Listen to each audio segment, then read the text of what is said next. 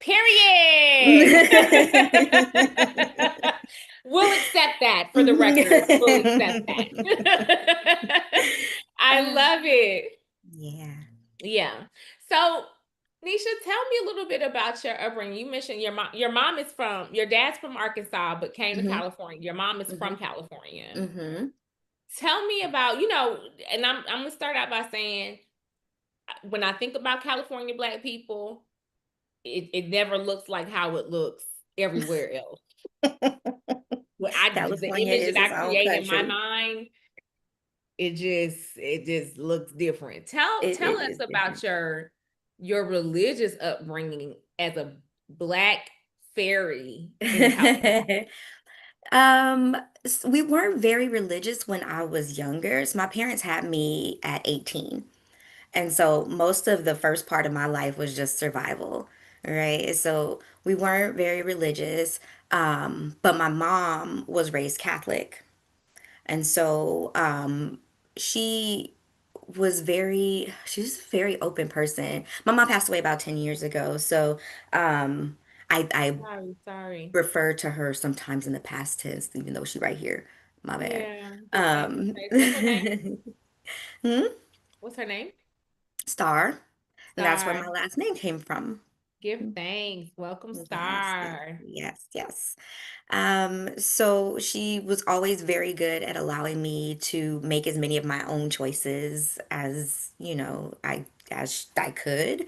And so I decided to be baptized as Catholic just because it was something that resonated with me at the time, but I didn't get baptized till I was 15. And so I went through catechism and all of that with these like 7, 8-year-old kids because that's what their parents were having them do. And my cousin and I were 14 and 15 sitting in these classes because we decided as teenagers that's what we wanted to do. And she was just always like very supportive. When I was a kid, my stepfather, my mom got married to my stepfather when I was about 9. Very pro-black. Like he used to go to um like um like a men's group with Dr. Malana Karenga, who invented like Kwanzaa. And so that's just how I grew up. Like we were blackety black and black, black, black. And and so he had a lot of books around the house about like African spirituality and how to open your third eye and all of that. And I'm like 9. I didn't know what these books were, but I would just kind of flip through them. And so I always kind of explored different things. Just because I was a curious kid. I was kind of a bookworm. I didn't go outside and play, so books were my friends. And so I was kind of exploring these books. He grew up Christian, my stepfather. And so when we went to church and when we would talk about religion, it was what it was. But he would always speak about like Jesus and he would call it like the allegory of Jesus. It was never just a Bible story. He would call it the allegory of Jesus. And so I grew up even knowing that the Bible was a story, that it wasn't, may not have been as real as people depicted it to be, because that's just how Literal. it was referred to in my household. Hmm. So when it came to religion, as far as my mother was concerned, it was like something that was open to question, open to explore, open to Mm. think about. And it was something that was there to teach us morality and to help us understand humankind and how we related to people. And my mother was not the kind of person who didn't allow me to question things. It was okay to be curious. And I really appreciate that now as an adult because I think it really kind of shaped who I am. With my father, it was a little bit different. From the South. My grandmother's from Arkansas. My grandfather's from Louisiana. And so Southern Baptist. And when I would go to visit them, we would go to church and I would get all dressed up in my Sunday's best and I'd go to church. And there was a whole lot of praising and a whole lot of moving and shaking. And I loved that. I loved the energy behind it. It was obviously very different from Catholicism, where it was stand up, sit down, peace be with you, we going home, right? So it was just different. It felt different. But when I was, I'm gonna say like 6 or 7, we were at church and someone caught, woo, the Holy Ghost right next to me, and she's woo woo, and fell out. And I was so scared. I was like, is she okay? This lady is dying. Somebody help her. I didn't know what was going on. I started crying. And then I was afraid to go to church after that. I was like, mm-mm, not doing that. And I think that's how I ended up with Catholicism because I had that experience. It scared me a little bit. And I was like, is this what this is supposed to be? Like that was very scary. I don't want to go to church if it's scary. So Catholicism, again, very different. It's very even the hymns that they sing is oh, and it's like very kind of monotone. And it was safe. It felt safe. Um, but it also didn't have that same, like it didn't light the same fire in me. And so I think that's why I kind of explored like some of the books that I was reading, like what was I getting from that thing that scared me that I'm not getting from this thing that I feel safe with. And that was really kind of interesting to me. Like that was scary, but I felt something and this feels safe, but I'm not getting the same thing. And so reading books was how I tried to make sense of that, even as a child. So that's where it started. I got you. No, it's a legit fear to see somebody, jump up until they pass out and then a little white cloth going over. It's just a I was lot. like, It's a lot with no context. Nobody, what are we doing right, here? What are we right. doing? Yeah. Talk to me a little bit about you being 15 and making a decision to get baptized. Like what was and you said you did it with your cousin. Hmm. So what was the reason that you felt like you needed to get baptized? What did you understand a baptism to be? And um why did you feel at this age, that means you're in high school. what Hmm. what is your relationship like with religion at that age that beckons you to get baptized on your own? That's a good question. I thinking back on it, I would say when I was in middle school, so maybe eighth grade, I had a friend who rode the school bus with me, Mm-hmm. and she was a Jehovah's Witness. Okay. And so we would just chat, and then eventually she started talking to me about being a Jehovah's Witness, and and it didn't start off like, let me talk to you about religion. It was just like, oh, hey, I have this thing that my family's going to at Dodger Stadium. Mm-hmm. Do you want to come? And then I Mm-hmm. get there and it's church. And I was like, oh, Oh, okay. okay. Mm-hmm. Okay. But Right, right. I'm one of those people that I'm like, all right, well, I'm here. I'm go with the Yeah. flow. Yeah, yeah, yeah. And then she started asking like, "Oh, can I come over to your house? I want to talk to you about something." And then she bring her Bible and I'm like, "Oh, Church okay. again. All Yeah. right. Well, I'm open." And so she like started talking to me more about it and I was like, "Oh, this is kind of interesting. Um, I get why you like it.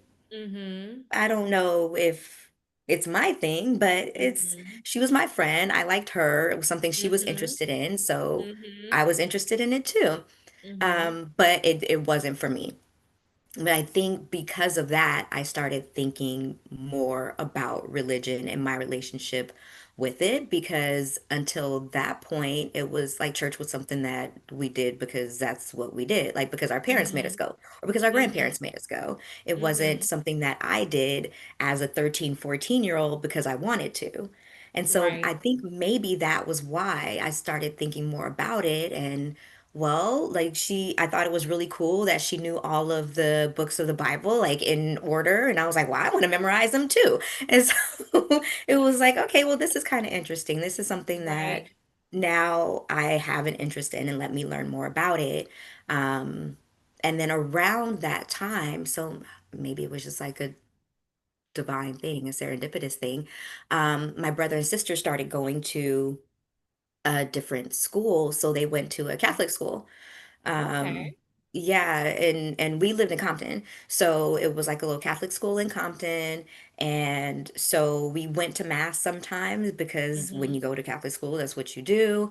And Mm-hmm. so my newfound interest in the Bible and then having to occasionally go to mass because that's where like events were for their school.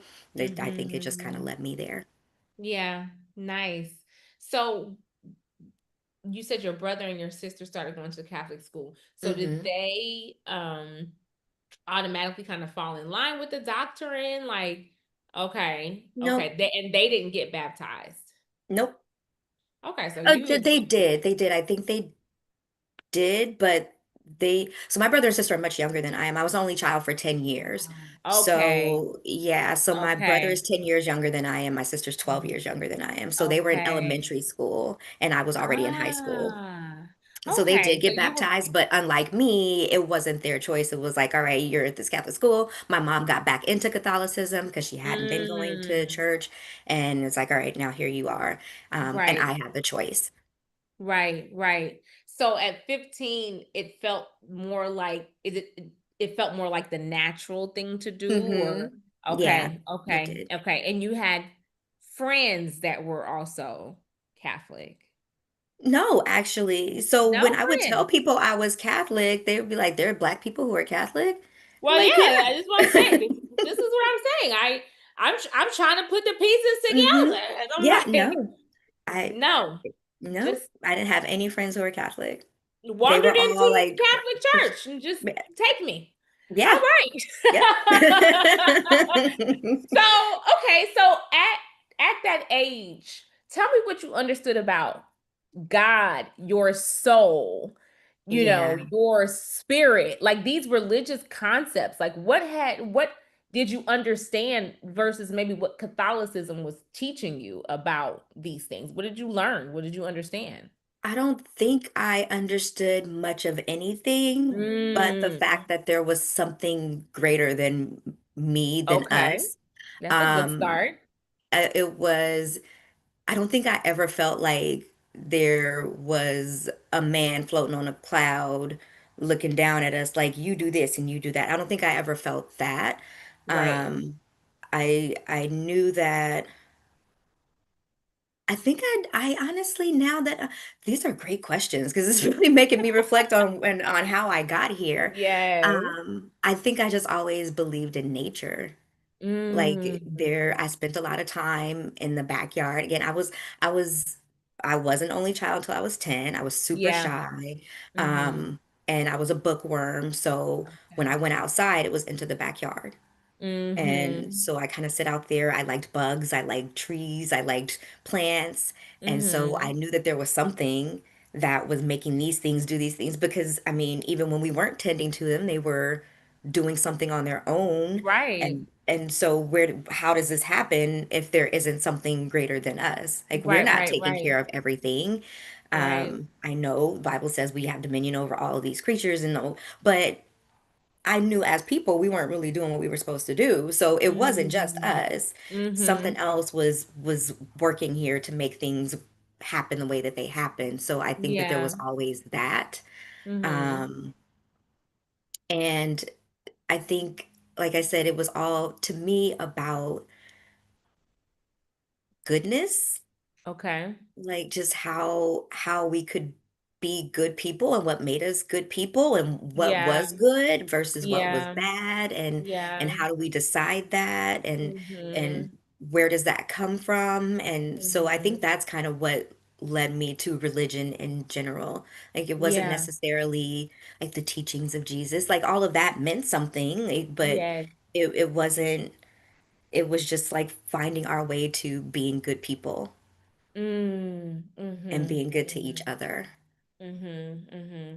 And so there's a lot of components and a lot of really great understanding, even at the simplest form, talking about nature and these things being created and moving independently of human beings. Hmm. And then the concepts of morality and good and how you treat your neighbor and etc. Hmm. And so let me just ask you, just because it popped in my head, what didn't appeal to you about the Jehovah Witness uh salesperson that had entered?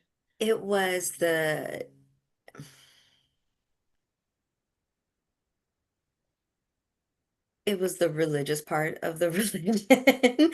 When I think about religion, it's to me, and I think this is what kind of took me away from it. It's the control.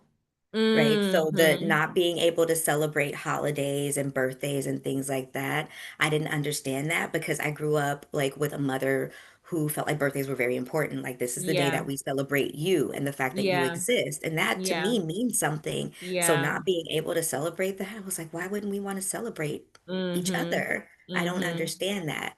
So Mm-hmm. that I was like, not for me. Yeah. Um, and honestly, when it came to Catholicism, that was what didn't appeal to me about that. It was confession. Mm. I like confession, right? Because I Mm-hmm. think Mm-hmm. like letting go of those things, it does something for your soul. Like doesn't matter who it's to. I didn't like the fact that it had to be to this random man who I may or may not have known. Like, who are you to absolve me of Right. my sins, right? Right. Like, why can't I just tell God what I did Right. and let Directly. God tell me how to Mm-hmm. repent? Like, why do you get to decide? So that was the one thing. Like, I went to mass every Sunday, and I went to the early one too because it was shorter.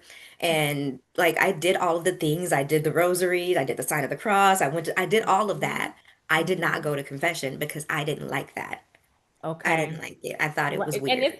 it's the women can't be the one you confess to, right? They're not. Right, right. Oh, okay. Yeah, I never really thought about that, Yeah. about that aspect of having to basically atone to a person Right. for Like you're a person too. So why do you get to exactly. decide? Right, Yeah. right. So Yeah. that's interesting. And that it didn't resonate with you even as a teenager. Mm-hmm. As you continue, so now you're 15, now you're baptized, Mm-hmm. and you're going to mass, Mm-hmm. and you're the rosary and all the Mm-hmm. I wouldn't even go things. without my parents. I would get up and go on my own. Baby, you was in it to win I was it. in What? it. I was in Okay. You said it. what? First I was place. in it. I need Yeah. it. Okay. Uh-huh. Um, so at what point did things start to shift for you to where you started to look outside of Catholicism hmm and look for yourself outside of that religion? Yeah, I think it started in college. Okay. So I mentioned that our church was in Compton. Mm-hmm. So the priest was like a Afro-Latin man, and a lot of the other people were people of color. Mm-hmm. When I went to college, I went to a Catholic school as Mm-hmm. well, Mm-hmm. in LA, Loyola Marymount, but it was a predominantly white institution Okay. and it was very expensive. It was a private school, and I was often like in my classes, the lone chocolate chip and the cookie. There were like 15 black people there, and so going to mass looked and felt different when I went there. Okay. So it just didn't feel the same. Like I would still go back home to go to mass, but that started to get to be a lot, especially like I didn't have a car when I started. And so I stopped going except for like holidays or when I felt like I needed it. Like, or like Mhm. I'm having a hard time. I'm feeling disconnected, like at this school where nobody looks like me. I'm gonna Mhm. go where I've always felt like that I had a connection to someone, something, but it didn't feel the same. So Mhm. I stopped going as much, but I would still like participate in certain things. Like I still did Lent, and I would still, Okay. do all of the major holidays. I became like one of those holiday churchgoers. Yes. Um, but also because it was a Catholic school, one of the graduation requirements was to take theology classes, Okay. but it did not have to be Catholicism or Christianity. It Okay. just had to be a religious Theology. class. So we Yeah. had Buddhism, we had Oh. Taoism. You Oh. could take any religion, like it just had to be something. I ended up taking a class called Archaeology and the Bible. Okay. And it was a class that was taught by a Catholic priest, Mhm. and the Bible was our only textbook. Oh And we wow. brought Okay. that to class, and he spoke and read Greek, Latin, and like would talk to us about the Bible and Mhm. kind of as we were going through it, talk about like what the translations were, like how we Mhm. ended up with the text that we have. This is what it says in Greek, this is what it says in Latin, Mhm.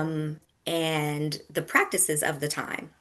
Mhm. So we would go through the Bible and it was like, okay, this is supposed to be the word of God, but this was also a law or a practice that was in place because the king was a pervert and he wanted to have sex with everybody's wives, right? So those were the things that we talked about in Sorry, come class. again.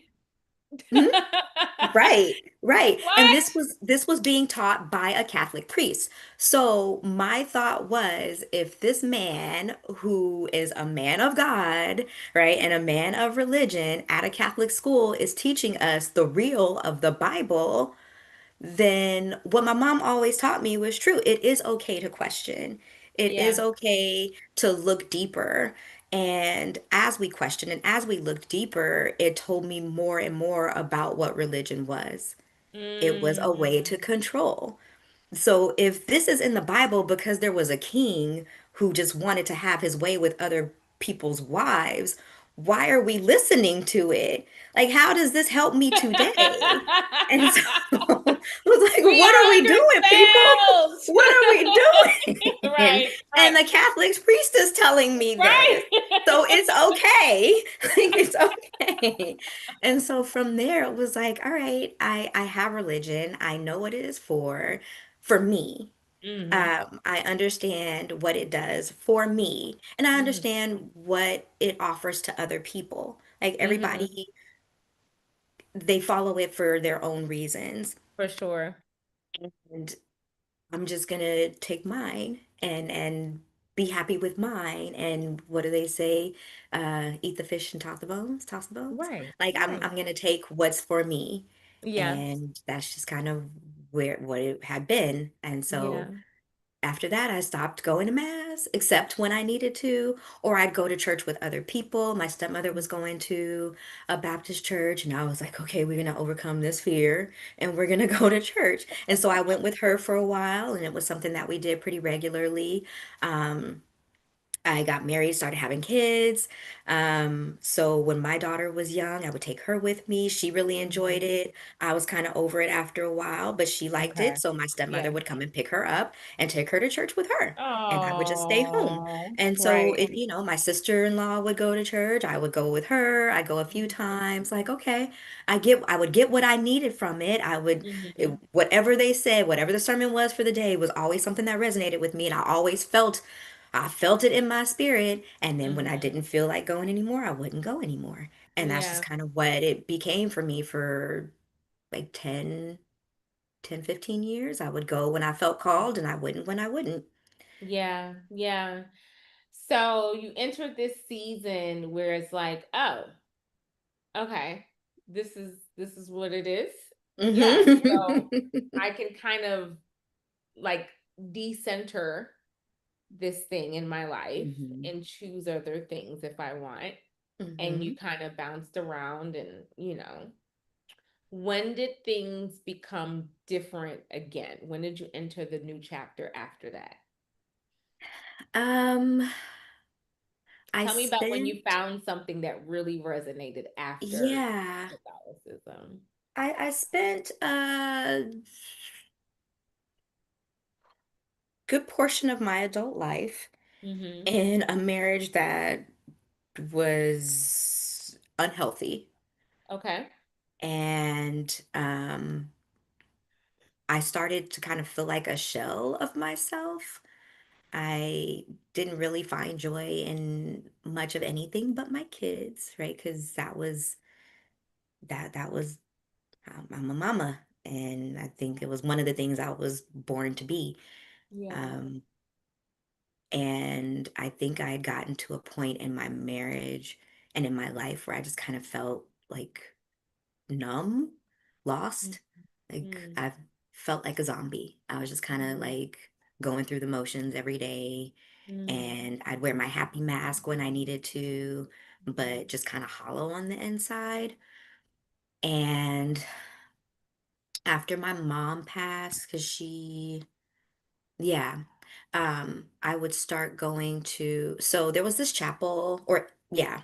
it might still be there, but landslides in Southern California, so I haven't been there in a while. But there was this Hmm. chapel, it's a glass chapel in Palos Verdes, and it's where I got married. When I was young, my mom took me there a couple times, and it was really cool. The chapel is made of glass, and there's a garden there, and like waterfall, and it's off of Wow. like a bluff, and so you can see the ocean, and it was Hmm. beautiful. And so when I got married, I was like, I'm getting married at this glass chapel. It's Yeah. fantastic. So when my marriage started to feel like I just can't, I don't know if I can do this anymore because I don't know who I am anymore. I'm just not Hmm. happy. Hmm. um, I would go there and kind of talk to my mom, like sit Okay. in the garden and just, I don't even, maybe I was talking to her, maybe I was talking to God, spirit, the universe, all of that, everybody, whoever would listen. And Yeah. just like, what do I do? Like, I don't know. I don't know. Like, I don't know what to do. I'm stuck. I'm Yeah. stuck. And I know Yeah. something needs to be done, but I don't know what. I don't want to leave because my kids, and I don't want to stay because my sanity. Like, what do I Right. do? And like, I just started getting signs from there. Oh. Like, all of the things. My cousin, Inside of the chapel? no, just in Oh, life. in life. Okay. I went there Okay. one day, and Mm-hmm. then like 2 weeks later, stuff just started happening. And my Mm. cousin like got into like she kind of got into, not the same cousin that I did Catholicism with, a different Okay. one. Started getting into like spirituality and like started doing like tarot readings and stuff. And that was never a Okay. thing that I thought Okay. about or cared about. But she was super excited about it. So one day, like a couple weeks later, we were at a sleepover. My daughter had a sleepover and she's with me and she's like, I'm gonna pull these cards. And I'm like, all right, I don't know what that means, but whatever. Right. And so Right. she did, and she started telling me stuff, and I was like, I think I'm done because Right. because Let's this is wrap this too up. is getting too real. Right. Let's And wrap just it up. right. And things started happening, and I checked my husband's phone and oof, found all kinds of stuff I needed to see Wow. but did not want to. And just Right. things just started like it would not stop. And Accelerating. Yeah. like spirit was like, you asked, so here you go. Here we are. And once that started happening, I was like, okay, I guess we're back. I guess we're back because all I had to do was ask, What does and that I got mean? I guess we're back. Number one, we're what does that mean? And how did you directly connect it to the chapel work? Like, what do you mean? Where were you back? Where were what back? we are back to getting messages because, like I said, I was going to church when I felt called and wasn't when Mm-hmm. I wasn't. And every time I would go, I would hear something I needed to hear every Oh, time, every time. okay. But then I was like, I don't feel like going anymore. And I wouldn't go. And then every time Mhm. I would go, it's like, oh, okay, I needed this. And Yes. so when I stopped doing that, I just kind of became like Nisha bot. And so I was like, okay, so this is I didn't go to church this time, but I went to Right. church, right? Like Right. I went and I talked to my mama and she always gave me, and maybe that's what was missing for a few years. Like I didn't have my Mm-hmm. mom to go to and ask Mm-hmm. questions, and so then I did, and I was Mm-hmm. getting answers, Mm-hmm. and it was like, well, she's clearly speaking to me. So something spiritual is happening here, Mm-hmm. right? And What so where did that understanding come from that the dead can speak to you? I don't know. Mm-hmm. I don't know. Okay. Because there's two factors. There's A, the dead can speak to you, and B, I should listen, right? Not Yeah. B, the dead is speaking to me. Oh my God, stop talking. Mm-hmm. Um, Not the dead is a demon. Yeah, Um, but the dead is speaking to me and I'm gonna I'm listen. okay with it. I Yeah. don't think I thought about it as the dead is speaking to me. I thought about it Mhm. as my mom is speaking to me. Because that's what it is, That's what it right? is. And Yeah. it goes without saying that these this dead that people have classified is that's your grandma. That's your Right. daddy. Yeah. That's your mama. When did your daddy become a demon? Like Right. Right. what are we actually saying? And who taught Yeah. us to say that? Yeah, that's a great question because I never thought about it that way. It Yeah, wasn't like oh, I'm on a Ouija board and there's a demon talking to me. It was like I've always needed my mother. She was right. always there when I needed That is her, my mama. and now I'm talking to her Right. and she is there for me. So Right. there's And no imagine reason the to be afraid of it. audacity. Yeah. Right. Just imagine, like, Yeah, we at a certain point we just have to sit back and imagine the audacity of colonized religion to tell you that these loved ones that you have are essentially un ungodly because of the, right. now you've made Yeah, it into something scary and right. ugly and nasty. Yeah. I remember a friend of mine was going through a really tough time, and I went to her house because her grandmother was really in my ear. Her grandmother had passed away in Mm, Jamaica, and I went to her house and I said, "Your grandmother just want to support you through what you're going through." So I said, you can get a candle, you can get a glass of water. Her picture is here. And she was like, I don't feel comfortable with that. Like, you don't that's feel comfortable with your obia. grandmother? This is what I'm saying. I'm like, you don't feel comfortable with it's your grandmother. It's Right. not mine. You're right. But it's not mine. I'm Right. not imposing my grandmother on you. And Yeah. she literally said out of her mouth, you know, Jay, I just don't feel comfortable with that. And it kind of rotated in my head like over Yeah. and over and over and over again. Yeah. I think I How? get that. I think I get it being Tell me about someone you understanding it. Tell me. it's uh, as someone who was like immersed in religions about control, right? Right? It's I think we understand, and I just was more open to that understanding that I think we kind of have to know that there's something not right here about Mm-hmm. this man, generally, this man telling me all of these things about myself that are wrong, that I'm wrong, that I'm a Right. sinner if I don't do what this man tells me to do. I think deep down we know there's something wrong with that, but we're Mm-hmm. taught to listen to it.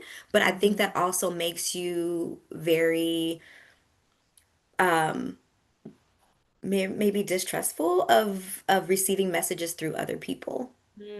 I think Mm-hmm. that may be what it is. The same way I didn't want to give confession to this priest Mm-hmm. because they're an intermediary and if I'm going to hear it, I want to hear it from the source. Right. So maybe there's like an innate like deep down distrust of getting messages through other people Mm-hmm. because Mm-hmm. those messages are generally used as a form of control. Mm-hmm. Is Mm-hmm. my just what came up when you were saying that. That's what I would Yeah. think. Yeah, and this is what you're saying that resonated as true for you, right? Yeah. The message through other people didn't. Yeah, Right. okay. But Yeah. we're taught to trust it because this is the person that God said. This is the person that Yeah. God chose. So we're supposed to listen. But deep down it's like, but how do I know? How do Yeah. I know God chose that Yeah, yeah, person? yeah, What if they're yeah, just yeah. telling me that? Right, right. And I am this is all learning for me. Like, I don't know how I managed to get by so unscathed and so absent from the system of religiosity. I know that I had enough Africa in my childhood, like in my Mm-hmm. upbringing, to where I was really set apart from my peers. Mm-hmm. Because Africa, I went to one of the first schools I went to was Al homeschool. Mm. And Al or Merita is a word for Africa, like African civilization.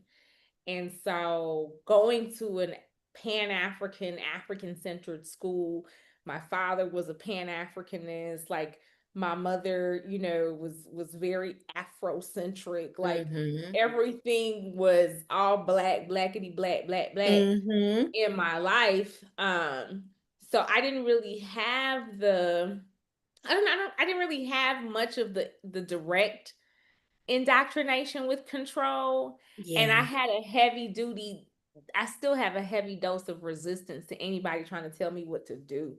Like I don't Mm-hmm. even like going to the airport and don't do all that airport Right. Why I gotta take off security. my shoes? Why I gotta Like, do come all on. that? First of all, and I'm talking about passing through African airports because first of all, y'all didn't go through 9/11. So what are we doing here actually? You have a good point. Like, what are you doing? Like Why the are way we the doing world this? changed, they airport security because America, like this is childish, you guys. Like I y'all didn't even never think stop to about think about how that. dumb this is. This is Yeah. dumb. Okay, Yeah. so for me, I'm always the one questioning stuff, and that is religion never had a chance. Religion never had a chance. Never, it was never gonna fly because Yeah. I am absolutely what you say, dude. I'm absolutely not doing it. What? Under whose Yeah. authority? You Yeah. know? Yeah. So it always felt strange to hear people who were sold out Yeah. Yeah. for the Yeah. system. Because I'm like, what you mean you sold out? Like, so even I never even thought about it, but sold, Mm. Soul, Mm. Mm. Mm-hmm. Mm-hmm. child. Yeah. Yeah. So I absolutely overstand you knowing that this is my mama. It doesn't matter what capacity, doesn't Yeah. matter where she at, doesn't matter what's going on. This is my mama, and if Yeah. my mom, yeah, if I need my mom, I can go to my mom. I can talk to my mom. And I felt safe. Like I never felt like, oh, somebody talking to me. Oh, I should be afraid. It was Mm, like, okay, mhm. thank you. Like Yeah. it gave me like a sense of calm. So I'm like, if Mhm. it were bad, I wouldn't feel good about it. Right, right, right, right, right. I So guess I trusted me. for Yeah. sure. And trusted your mama. And It's trusted my your mom. mama. She's always been Exactly. team you. So Exactly. it's a Exactly. beautiful thing, really beautiful thing to have that relationship with mom, even, as she's ascending. Um, Hmm. did it develop from there? Did you go on to build an altar? Did you jump into ancestral veneration? Like how did it take flight? How did things I take flight? How did it? I think I just kind of I don't think it took flight. I think it just kind of it I just kind of moseyed down the path. I don't Mhm. know. Mhm. I just as life was happening, just kind of leaned into that, leaned into Mhm. mom. Like Mhm. if I needed something, I would just like, hey, it worked the first time. I'm gonna keep calling on her. Mhm. And so like as it started to work, as I felt myself and my life changing, Mm. realized that that was probably why it was happening because I was Mm. inviting my mother or the universe or whatever we want to call it into my life Mhm. and trusting it. Okay. Because I did go through a really long period of not trusting myself and my own instincts just because of things that happened in my marriage. And so that was really, really difficult for me. And I think that framing it and maybe this was just my way to rationalize it and to allow myself to trust myself again. Like, okay, well, I'm listening to someone else. So I don't trust me, but I can trust my Okay. mom. I don't trust Right. me, but I can trust God. And so Right. not having that trust in myself, like it was like, well, I have to trust something because I have to get through life. Um, and so I just kind of let things let things happen. Yeah. And I one day, and I don't remember why or how, maybe I started really looking for something the same way I would before, going to books, because that's what I did when I was a kid. Like, let me Mhm. find a book that can help me understand what's going on in my life and in my mind and in my spirit. And that's how I found Queen Afua's book, The Sacred Woman book. Oh. And so I bought it from Amazon. I had been Mhm. eyeing it and I got it for myself for Kwanzaa because I stopped celebrating Oh. Christmas and I've been celebrating only Kwanzaa. I've been celebrating Kwanzaa since I was a child because, like I said, my Mhm. dad was, we were also very Pan-African and there weren't pictures of our family in my hallway. I had pictures of Mary McLeod Bethune and Malcolm X and Right. like the Queen Amina. Like there were people who, right? So that was my house. And so for Kwanzaa, I bought myself the Sacred Woman book and I opened it Mhm. and I started reading it and I was like, what is this? Right. Woo, okay, I'm gonna put this down Right. because It's a because portal. what am I I supposed to didn't do went with this? somewhere Like else. I thought I was gonna pick it up and read it like it was a self-help book, and absolutely not. Absolutely not. So I put that thing down and I Right. didn't touch it for 2 years Mhm. until the pandemic. Mhm. And Sacred Woman was online and Mhm. it was cheaper. I could Mhm. afford it when I Mhm. couldn't Mhm. before. And my cousin had gotten like a crazy tax return, and she was Okay. like, Nisha, you've been going through a lot. I'm gonna pay for Sacred Woman for you. And we did it Oh. together. And that is when everything else happened. So I bought the book, didn't touch Wow. it for 2 years after I read it and was like, I don't know how to digest this. And that is how it happened. And so we went through it together and they put us in groups and we ended up in the same group. Don't tell me she's your eyes never had. How did it happen? Why How did it y'all do happen? that? That's not fair. It was I want to wild. redo. It I was want to redo with wild. my It was no, wild. no. When we realized like cuz we were chatting. And I was like, oh yeah, I'm here because my cousin and we're doing this together. And she was like, is your cousin Angelica? And I was like, how did you know? That's weird. And she was like, I just talked to her 10 minutes ago. Okay. And so I was like, again, just life is just life in the way it's supposed to. And so, Is this the same cousin that you baptized with? mm-mm, different Okay. one. Yeah. And there was another cousin that you did something else with It too. was that one. Okay, what was it that y'all did before? She had started like learning The tarot. tarot cards. Uh-huh. And I had never, Okay. yeah. And so yeah, Okay. that's it just happened that way. And we were like, see, Okay. that means that we're on the right path. We're doing this together. Yeah. And we share a grandmother. And so it's like maybe our Yes. grandmothers put us together to do this. And like it's just that's just how it's been since then. Like I have no choice but to trust. Yeah. Because how why would think how'd I find you? I never go on Facebook. I created Facebook for Sacred Woman. Like that's it. That's the only reason I go on there and I open it up to see if there's a call on Sunday and yours was the Mm-hmm. first post I saw and I was like, "Oh, Oh, yeah, yeah, like yeah, this is yeah, from last yeah. week. Maybe she's still I don't Yes, yes. And literally, I was like, oh no, today. Today is the day. This Good So Friday. Okay. Happy Good Friday. Today is your yes. day. It's- Okay. I just that is where I am. That's where Yeah. I am. And when things aren't going right in my life, I know it's because I'm not doing the work I'm supposed to be doing. And I'm talking to spirit constantly now. And I am finding now all of the things that I was looking for in Catholicism. My dad, oh, I did not tell you this. My biological father was a preacher. Okay. And Didn't so know when I that. was in college, like he was like in and out of my life. Like Okay. he was not really there, not really present. That's why Mm-hmm. I think most of my influence came from my stepfather, because that's who was Mm-hmm. there. And Mm-hmm. that's my dad. But my father was always like, even when I was in college, he'd call me, did you go to church? No. Why haven't you been going to church? Because I don't go Okay. to church. Like, I don't Right. know. Well, you need to go to church. Why? Like, I talk to God.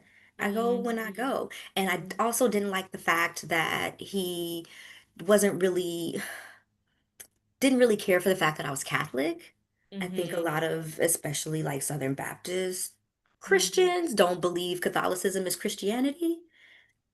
Like, and so we get the side eye.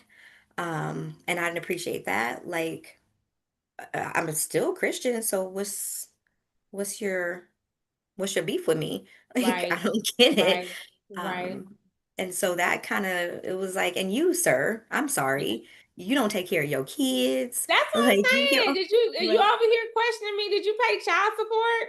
right. So What? it's like more of that religion as control. You're telling me what I Right. should be doing. What are you doing that you should be doing? Right. Right. So it's just You pushed made me a further and statement. further away from it. Mm-hmm.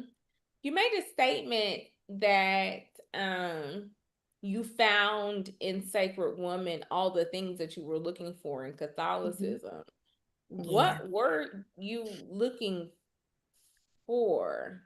Um, Guidance, I think. Okay. I was a teenager, Mm-hmm. and so like sometimes I just needed guidance from someone who wasn't a parental figure, especially because I was going through a lot of issues with my stepdad. Mm-hmm. Um, and so like guidance, I think maybe I think mostly it was that.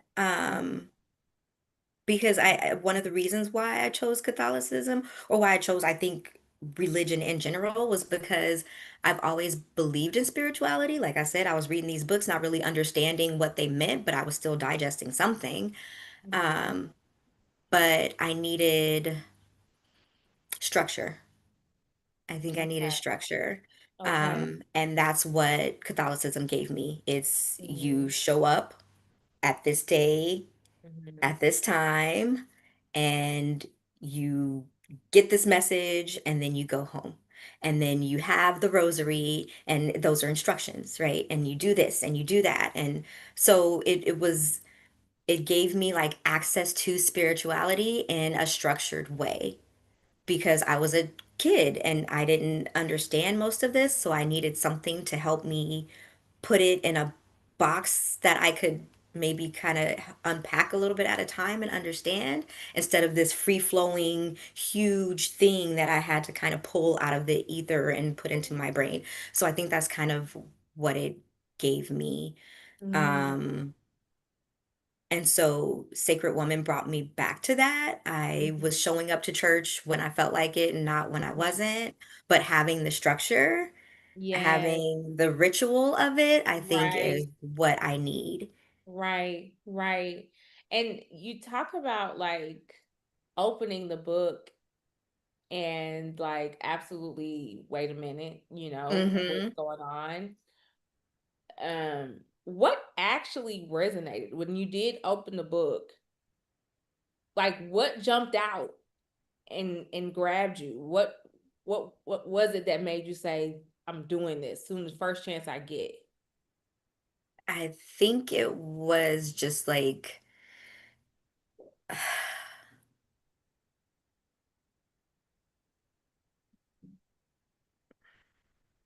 I think the comedic roots, I guess. Like I liked that. I think that spoke to me. Um, yeah, I think that's what it was. And just how natural it felt. I don't know. I think maybe back to what I was saying earlier, I've always like just kind of believed in nature and I feel like if it feels forced, it's not for me. Mhm. And what I could digest of Sacred Woman, it was like this is what is natural. This Mhm. is and I think I don't know, maybe a part of me has always been it's always felt like this something's wrong in this timeline. Like things are not the way that they're supposed to be. And in order for us to survive, we kind of have to remove a lot of the things that aren't as natural and go back to where we started. Mhm. Um, because we're kind of killing this beautiful rock that we live on because we're not communing with nature, we're not in line with it. And I think that's always just been something that's been in me. When I was in like middle school, we had to do a project and I chose like recycling and conserving water. Like I just always have cared about the earth. And so Mhm. um I think anything that takes you back to nature is something that's going to speak to me. Yeah, yeah. And you found that that comedic system brought you in commune with nature.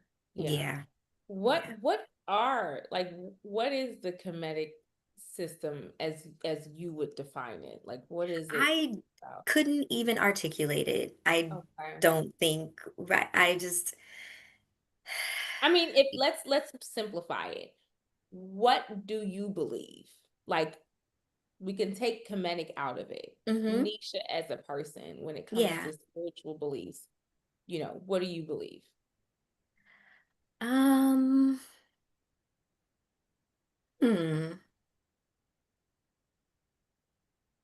I I believe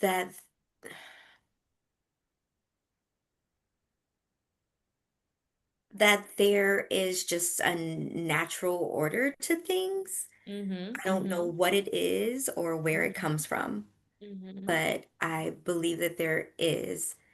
And I'm, oof, this is, this is a really good question. Um, and that the harder we try to be something that we're not, um, or go against that order, whatever it is or wherever it's coming from, Mm-hmm. the the harder things are for us as humans and as I think at least the beings on this earth and in this plane that we know of, being those with, I guess, the highest level of thought and intellect. If we are not operating naturally, then we just kind of disturb the natural order of everything else, and things just kind of go into chaos.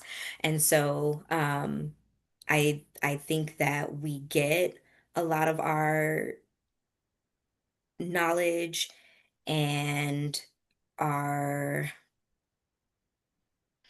mm, sense of self Mm-hmm. from the things and the people around us and how we connect with them. Mm-hmm. Um, and so tapping into that is how we kind of keep things flowing in a peaceful and natural state. Mm-hmm. And so listening to the earth and listening to the trees and watching how nature works can also inform how we as humans operate in our societies. Because those things are undisturbed by the, I guess, external influences that we have as humans. Right. So if we pay more attention to those and kind of follow that natural logic, Mm-hmm. then we'll be more in tune with nature and things will kind of flow harmoniously. That was a lot. I don't know if it meant anything. That's just what my brain was saying. Of It's course all it about means harmony to something, me, I think. Nisha. Why would you say that, Nisha? Because it felt like I don't even understand what I was saying. I was just all about harmony. Like Yeah. things can flow naturally and things will be peaceful and people will be happy if we just allow. And I think Yeah. we work too hard to fight against because we're fighting for something that's not natural. We're working Mm. towards something that's not natural. And that's why we are so lost. Yeah. Yeah. And I think it's a good principle to acknowledge, you know, that's associated with the Black fairy. Like There we go. what would we is there something else that we would expect from a self-identified Black fairy from California? You You know? are right. Like It that makes sense. sounds about right. Nature, you know.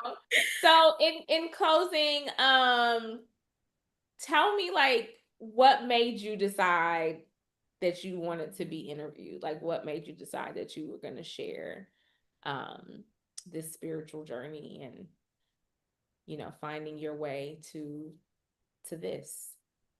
I think I've been through a lot in my life. Like I have a lot of stories that I feel need to be shared because I know that there are other people who have shared experiences and may not understand where some of these things are coming from or may feel like they're the only ones who are having these experiences. And I think it's really important, especially as Black women, to know that there are other people who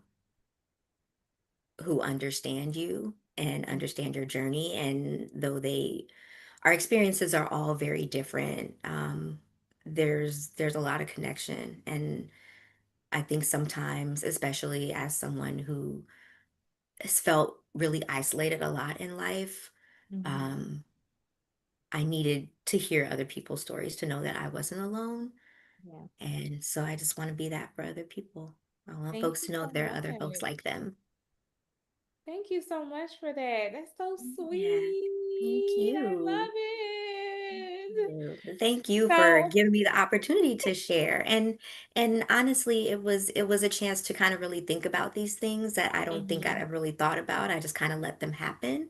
Yeah. And so taking time to really acknowledge them is going to help me. And now I feel so much gratitude for a lot of people and for you and for my mom and for Queen Afua and for all of my Mhm. sisters. It's just And your this is just another, cousin. and my Okay. cousin, just another Shoot. opportunity to show gratitude. What's her name? Shout her out now. Shout her As out. my cousin, Callie's son, Angel, Angelica. Yes, Okay. All right. yes, Shout her out. Cause y'all yes, all snapping heading together, yeah, child.